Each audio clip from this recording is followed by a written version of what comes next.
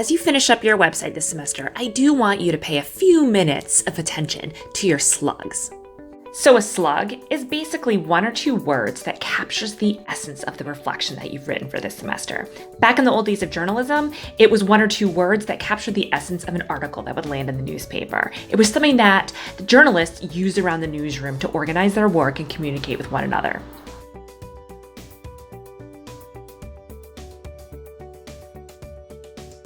So right now, we are in the back end of Slate, one of our templates for this semester, and you'll see I'm looking at the list of posts. If I click on Quick Edit for any one of these, you'll see there's that term slug, and you'll see the title of this particular post, as well as the slug, which is essentially the exact same thing, only with hyphens between each of the words.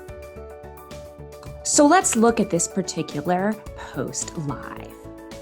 What you'll notice in the top URL is the slug is part of that URL. You see analyzing traffic patterns right there at the top in the URL. Let's say I wanted to create a new post in WordPress.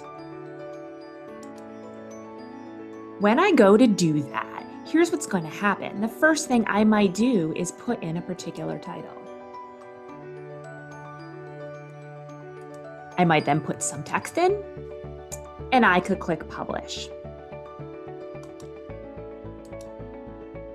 When I do that, what will happen automatically through WordPress is WordPress will assume it knows what is the slug that you should use. So you'll see at the top of this URL with this brand new post that I created that it says new title. And if I go back and I look at my dashboard and I look at my list of posts, and I click on Quick Edit for the new title one, there is my slug. Since you used templates that I created to get started in WordPress this semester, this means you probably have some slugs that are hanging around that are essentially leftovers from the fake reflections that I wrote for those templates.